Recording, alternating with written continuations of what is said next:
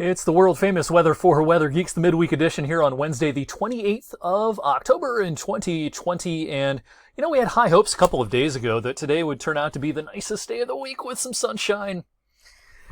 Well, we live in a pretty cloudy part of the country, and we're getting into the time of the year in which clouds tend to win the battle more often than not. And I started to see signs last evening that, especially in our southern viewing area, today would be a struggle once again with the clouds. The clouds tended to thin a little bit this afternoon north of I-80, but for the most part it was a pretty cloudy day once again across the valley. And another cooler than average day. 57 is par for the 28th of October, but we only hit 52 this afternoon. The record is fairly recent, back in 2014, 6 years ago, 77 degrees, that record low.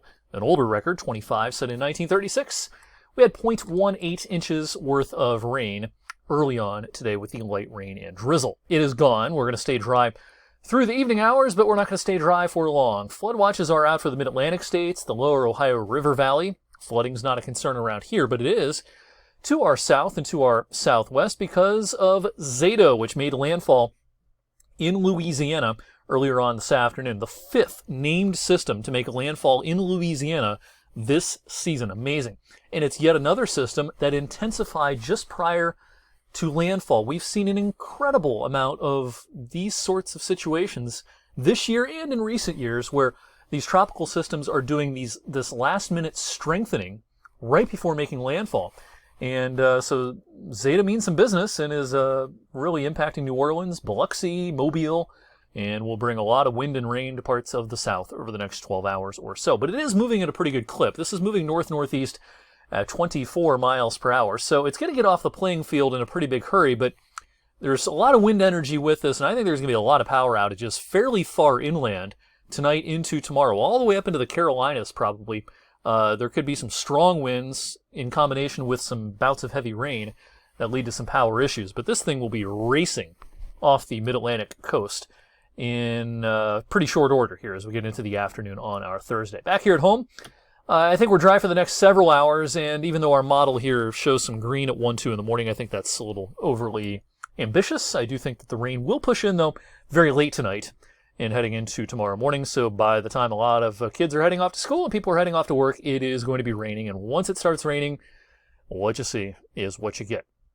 The rainfall totals advertised by the modeling have shifted down some. There's been a downward trend.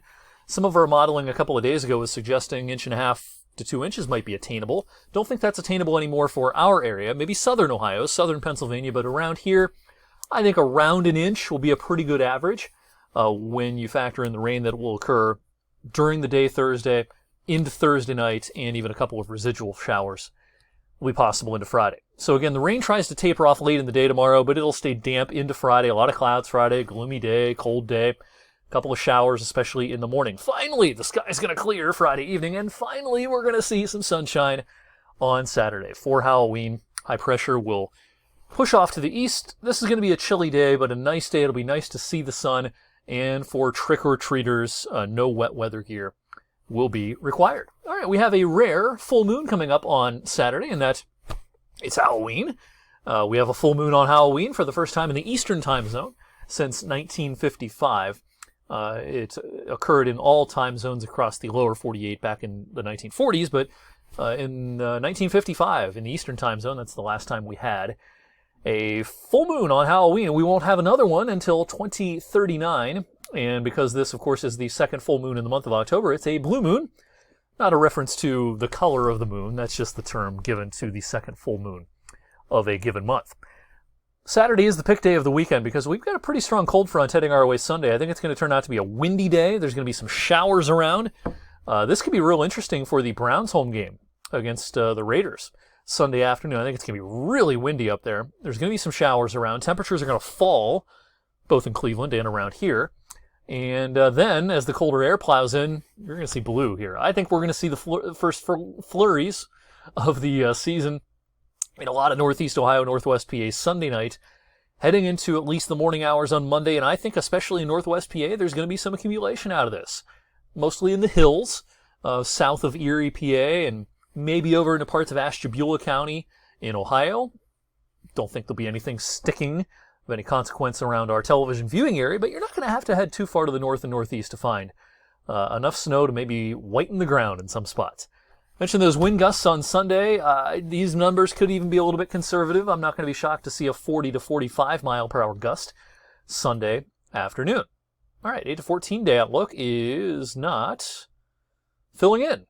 But it would, if it were filling in, it would show a lot of orange across the eastern two-thirds of the country. I think we're going to head into a pretty mild period. I talked about this last evening, but in case you did not watch Weather Geeks last evening, November, after a chilly start for the first few days, is looking pretty benign temperature-wise. The month of November through at least the first half of the month. Not seeing a lot of a return to this cold pattern during early November once we get through the first couple of days. Election day on Tuesday, absolutely beautiful. It should be a mostly sunny, if not a completely sunny day, and temperatures will start trending up. All right, we have our winter forecast coming up in 8 days. We're going to do it on Thursday, the Thursday after Election Day. I think it's, the 5th of November. Our annual winter forecast will air on TV and online, the longer version, of course, online. And a big factor in this year's winter forecast will be La Niña. La Niña is the cooling of the water in the equatorial Pacific Ocean, especially in the eastern Pacific.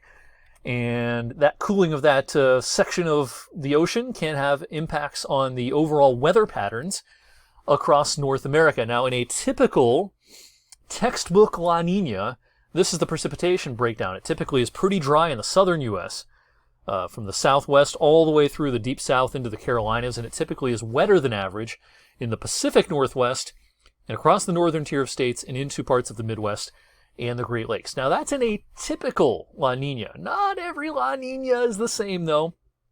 And part of our winter forecast will be looking at a lot of different La Niñas to see how they progressed. Some La Niñas are stronger than others. This year looks like a pretty good one. I mean, this La Niña is not a weak one. I think it'll be at least a moderate strength and perhaps even knocking on the door of a strong, quote-unquote, La Niña. These things have criteria.